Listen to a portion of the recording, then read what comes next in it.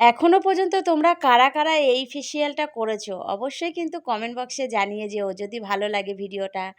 তবে আমি অনেকজনকেই দেখেছি এইভাবে হচ্ছে কি যে স্কিন কেয়ার করতে, তো আমিও একটু ট্রাই করেছিলাম।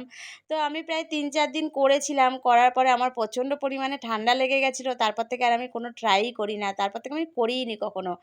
তবে হ্যাঁ, বরফের ভেতর কিন্তু এইভাবে বরফ গোটা গোটা বরফ নিয়ে গামলার মধ্যে আমার না অ্যাকচুয়ালি কী হয়েছে, টেবিলের ওপর রেখেছি আর আমি মুখটা ঠিক দিতে পারছিলাম না। নিচে বসলেই ভালো হতো, আমার একটু অসুবিধা হচ্ছিল মুখটা রাখতে।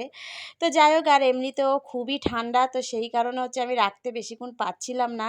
কী করে রাখে আর কী করে করে আমি জানি না। বাট আমার তো খুবই কষ্ট হচ্ছিল। আমি দেখছো তো, দেখতেই পাচ্ছ তোমরা ভিডিওতে, আমি কিন্তু বেশিক্ষণ রাখতে পারছি না মুখটা। জাস্ট মানে কি বলবো, ১ সেকেন্ডও হচ্ছে কিনা জানি না। আমি তারপরে মুখটা তুলে নিচ্ছি।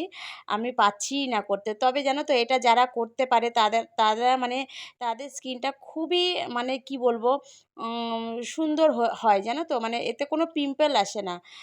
যেটা আমি শুনেছি, কোনো পিম্পল আসে না। আমার দিদির মেয়েও এটা করে। মানে আমি করতে পারছিলাম না আর। তো সেই কারণে আমি আর ট্রাই করিনি। তো ভিডিওটা করা ছিল তোমাদের সাথে, ভাবলাম একটু শেয়ার করি যে নিশ্চয়ই করেছো তোমরা, অনেকেই করেছো আমার মতন। তবে আমি বেশিদিন কন্টিনিউ করতে পারলাম না।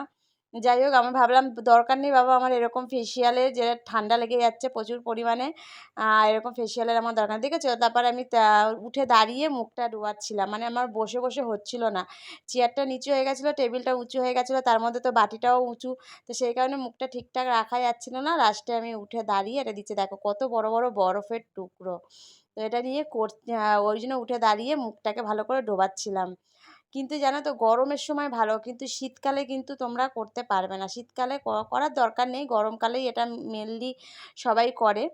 শীতকালে কেউ করে না, কারণ এতটা ঠান্ডার মধ্যে, এমনি ঠান্ডাকাল, তারপর ঠান্ডার মধ্যে কেউ করতে পারবেও না। তো সেই কারণে আমিও একটুখানি ট্রাই করে দেখলাম, অনেকজন করছে তাই আমিও একটু ট্রাই করছিলাম।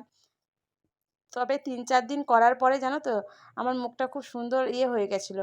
মানে যেগুলো মানে আমার মুখে খুব ঘামাচি বেরোয়, ঘামাচি ঘামাচি টাইপের ব্রণ বেরোয়। তো সেইগুলো দেখলাম অনেকটা মিলিয়ে গেছিলো। মিলিয়ে অটোমেটিক্যালি আমার বেরোয় স্কিনে, আবার অটোমেটিক্যালি মিলিয়ে যায়। তো আমি এটা করার পরে দেখছিলাম বেশ ভালোই মিলিয়ে গেছিলো। বাট কী করবো, ভাগ্যবশত হলো না আর করা কন্টিনিউ। যা ঠান্ডা লেগে গেছে, আমি আর করতে চাইও না। তো ভিডিওটা ভালো লাগলে অবশ্যই কিন্তু লাইক কমেন্ট করে একটু পাশে থেকো। আর সবাই অরিজিনাল কন্টেন্ট দিলে না অনেকেই দেখতে চায় না, জানি না কেন। নাচের ভিডিও, গানের ভিডিও দিলে অনেকে দেখে, বাট অরিজিনাল কন্টেন্ট দিলে অনেকেই দেখতে চায় না।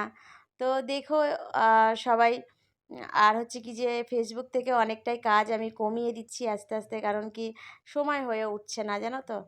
তো যতটুকু পারছি তোমাদের সাথে ভিডিও শেয়ার করছি, কিছু কিছু ভিডিও।